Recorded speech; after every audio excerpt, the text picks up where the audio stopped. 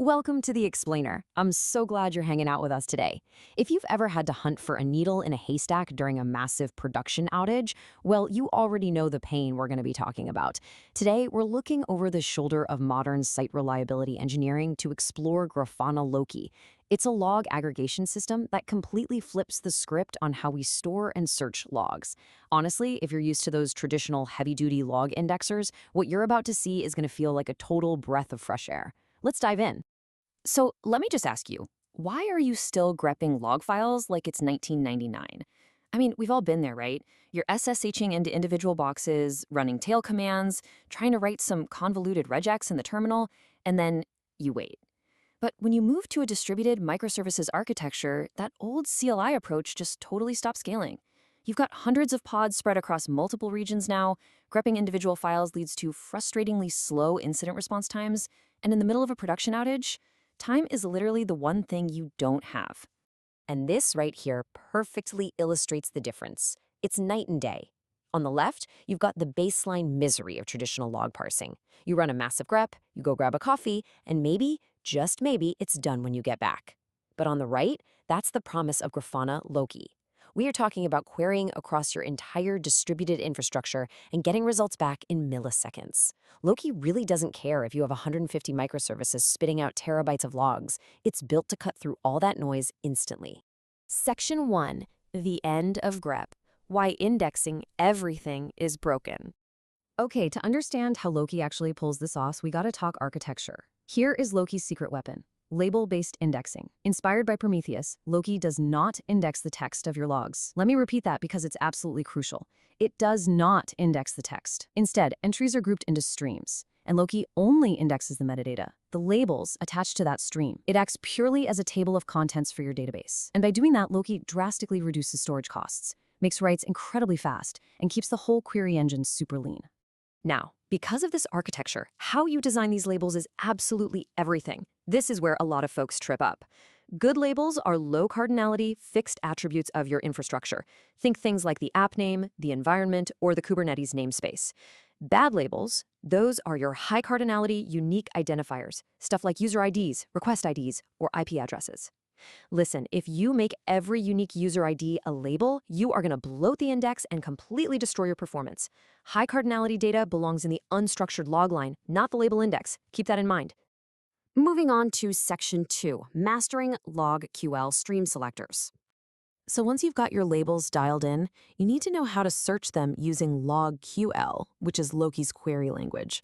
If you spent any time with PromQL and Prometheus, you're going to feel right at home here. The absolute foundation of every single query in logql is the stream selector. To select those streams, you use these 4 label matching operators. You've got exact equality, inequality for excluding things, regex match to grab a whole range of services, and negative regex. The speed of your query is directly tied to how specific you are right here. Use a broad regex, and Loki has to scan a ton of index. But if you're specific, Loki goes straight to the exact chunk of data it needs. Picture this. We're opening up a dark Grafana Explore panel right now. We start typing our stream selector inside curly braces. App equals payments, NV equals prod, level equals error. Boom! Instantly, Loki just ignores 99% of your infrastructure and only pulls down the compressed chunks of data matching those exact labels. It's lightning fast because remember, it hasn't even looked at a single word of the actual log text yet. Next up, we throw in a line filter. We add the pipe and the equals tilde operator, followed by the word timeout. Now that Loki has retrieved only the production errors for the payments app, it does a highly parallelized brute force scan of the raw log text, hunting for that specific word. And because the stream selector already narrowed down the search space so much, this brute force scan happens at hundreds of gigabytes per second across thousands of workers. It's awesome. But wait, we can go even deeper. Let's add another pipe and the word JSON. This invokes a parser expression. Since our logs happen to be in JSON format, adding that pipe JSON tells Loki to look at those raw, unstructured log lines it just found, extract all the JSON fields, and magically turn them into labels that we can interact with. And that brings us to one of the most powerful concepts in the entire Loki ecosystem, parsed fields or schema query. When you run that JSON parser, Loki is creating ephemeral, temporary labels on the fly right during the query. This gives you the power to do deep, complex filtering on highly unique data, like those user IDs we said were terrible for the main index earlier, without actually bloating your index or spiking your storage costs. You only pay the compute cost for parsing when you actually need to query it. It's a real game changer. All right, Section 3, Real Scenario, Payments Outage Escalation. Let's see how all this comes together in the real world. Imagine we've hopped into a demo environment, say Grafana Play, over at play.grafana.org. Suddenly, your pager goes off. The customer support team escalates a massive issue. The payment service is throwing 500 internal server errors, but it's only happening for some users, not all of them. We need to find out exactly who is affected and exactly where it's happening right now. Here's our playbook. First, detect the 500s in the payments app. Second, isolate if this is localized to a specific pod or region. And third, parse the log lines to extract the user ID so customer success can start reaching out. Let's walk through the logql. Okay, step 1. We start with our stream selector to grab the app equals payments. Then we pipe that into a line filter looking for 500, and instantly we just see a massive wall of error logs. We know the errors are in there, but we're looking at way too much data. We gotta narrow this down. Step 2, let's refine that stream selector. We add region equals US East 1, and we use a regex matcher for the pod. Pod equals -- pay-api.star. And look at that. We've just isolated the issue. The 500 errors are only happening in the US East region, specifically on the API pods. We just reduced our search space from gigabytes to megabytes in a fraction of a second. Finally, step 3. Who is actually impacted? We add our parser pipe.json. This extracts all the fields from the logline into those temporary labels we talked about.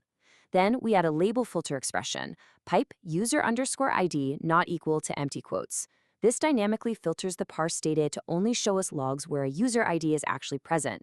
And just like that, in one line of code, we've identified the exact pods, the exact region, the specific error, and the exact users impacted. And here is the kicker, that entire complex query. Starting from scanning gigabytes of distributed logs across a whole microservice architecture, parsing JSON on the fly, and extracting specific fields, it executed and returned results in just 200 milliseconds. No way, right? But that is the actual power of querying metadata first and content second. So I'm going to leave you with this provocative thought to chew on. If your current log aggregation system is slowing down your incident response times because it's choking on massive full-text indexes, is it actually helping you observe your system, or is it just a really expensive place to store text? Grafana Loki clearly offers a fundamentally smarter way to handle logs at scale. Thanks for hanging out with me on this explainer. I really hope it gave you some great ideas for your own observability stack. Catch you next time.